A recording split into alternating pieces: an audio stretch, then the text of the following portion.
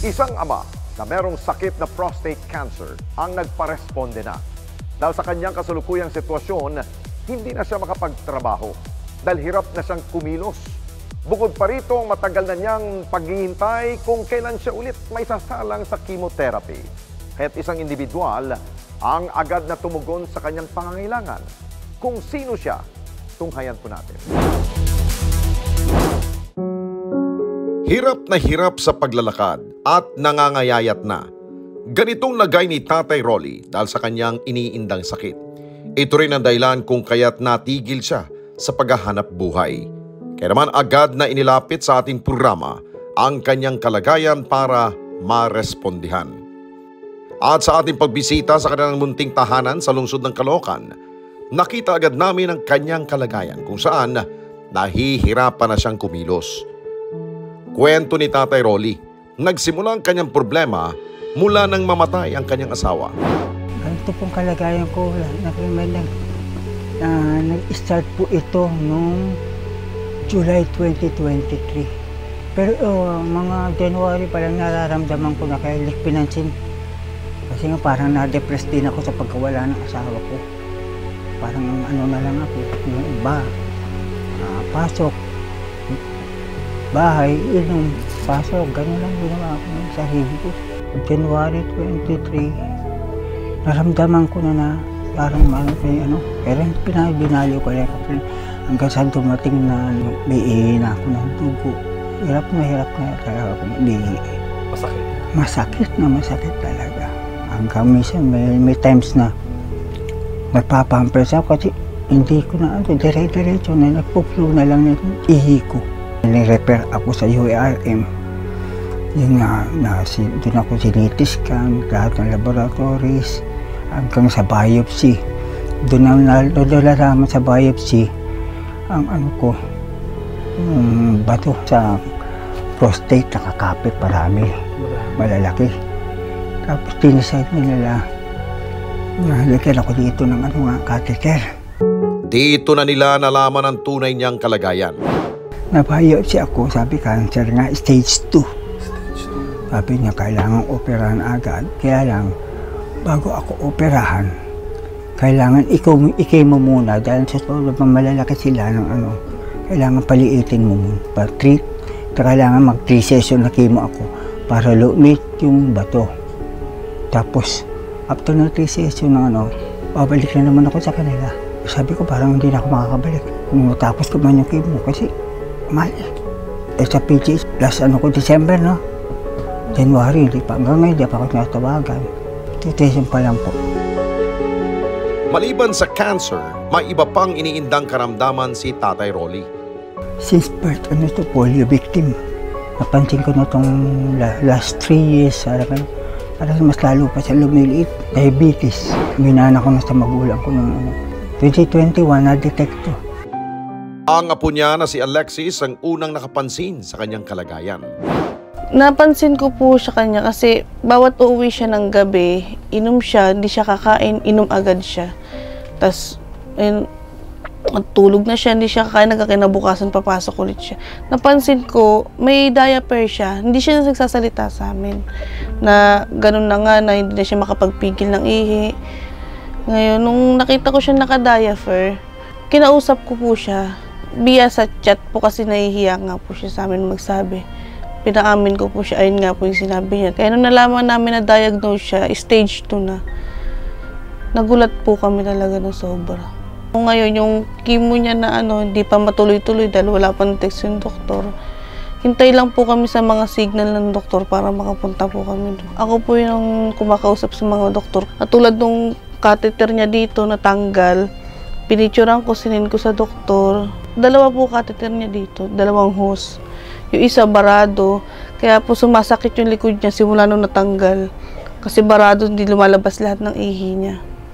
Kaya nilagyan siya nun kasi nakakatulong yun sa paglabas lahat ng ihi kasi malaki yung bukol niya. Gusto nila i-CT scan kasi nga titignan kung bakit natanggal yun. Kung nagana ba yung gamot ng chemo, kung lumiit ba yung bukol o lalong dumami, ooperahan agad siya. Bagamat hirap sila sa mga gastusin sa gamutan, hirap din silang humingi ng tulong mula sa mga ahensya ng pamahalaan. Isang beses lang po yung paglabas niya sa UERM, sa DSWD po. Doon lang po kami nakalap. Nakatulong naman po sa namin, sa naging bill namin. Yung sa PCSO, online daw po kasi yun. Wala pang response. Problema po kasi sa akin, hindi ko po kasi siya tunay na ama. Hindi ko siya kaapelido. Kailangan yung talagang kamag-anak niya, apelido niya. Yung mga kapatid niya, lahat may mga sarili-sariling pamilya na. Abutan siya konting tulong. Pero yung ganong sasama-samahan siya, hindi na rin magawa kasi may mga sarili-sarili ng pamilya. Kaya kahit kami na lang mga tutulong sa kanya. Dahil sa kanilang sitwasyon, may mga pagkakataon na hindi nakakainom ng gamot si Tatay Rolly. Pag nakakainom ng gamot, nawawala. Kaso bibira ako makabili na ng gamot. Kaya kapirap ako. Nagpabili ako mga 2 piraso lang ng gamot para sa pain, tsaka doon sa dito, 2 piraso lang. Yung isa, 50 plus ang kada 6 hours lang yun. Kung minsan nakakadiskarte ako, nagmamassage ako para may pangkain kami, bibili ko siyang gamot kahit 2 piraso, kasi hindi siya talaga makatulog pag wala siyang gamot na iniinom. Sobrang kirot ng ganito niya, hilutin ko na lang siya buong katawan. Hilutin ko para makatulog siya, kaso ganun po talaga. Tuwing alas 5 siya ng umaga nakakatulog. Bagamat may pagkakataon na gusto na niyang sumuko, mas nanaig ang pagmamahal niya sa kanyang mga apo. Honestly speaking, na ako talaga minsan, Lord, kunin mo na ako. Isap merap ako lagi talaga. Sabi, umiyak na ako talaga, sabi ko. Tapos naalala ko nga yung mga bata.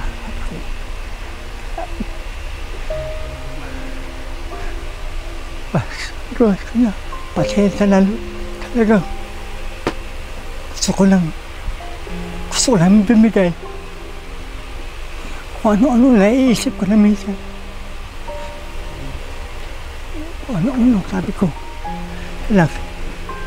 Nandiyan sila. Kaso sa akin.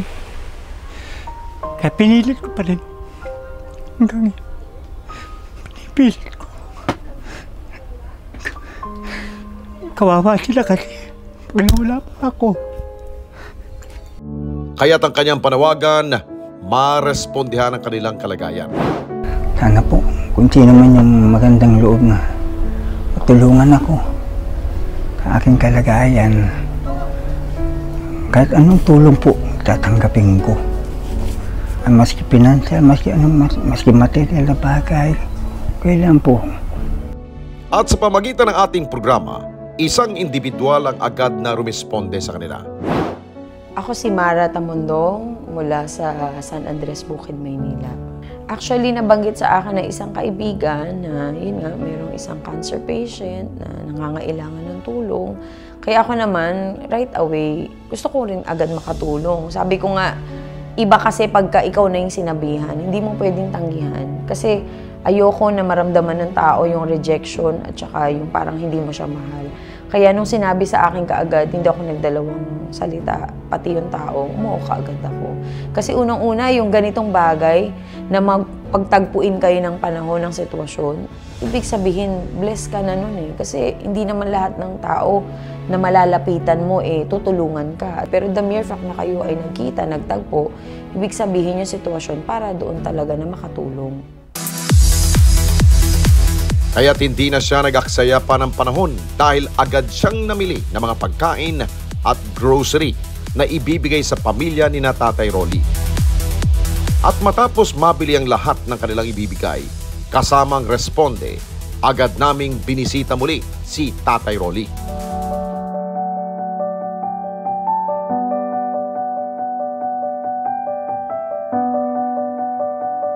Hello po, magandang hapon. Ako po talaga, tay, nandito lang po para magbigay ng kaunting tulong para sa inyo. Alam ko naman, marahil hindi ko po matatanggal yung nararamdaman ninyo. Pero at least, maging parte po ako na mapaligaya ko po kayo. At kami po ay nandito para matugunan din po yung ilang pangangailangan ninyo. At least kahit pa paano, di ba tayo, nagkakilala tayo. napasaya ko kayo, napasaya nyo rin po ako, at mas lalo pang binibigyan nyo ako ng dahilan para tumulong sa iba.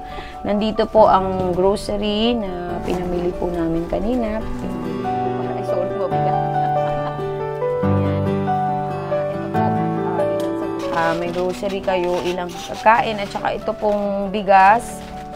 Tapos, tay, andito po yung gamot at saka gatas po ninyo na binili po namin sa bakery. Ito po, bibigyan ko kayo ng 4,000 pesos. Pandagdag po sa inyo para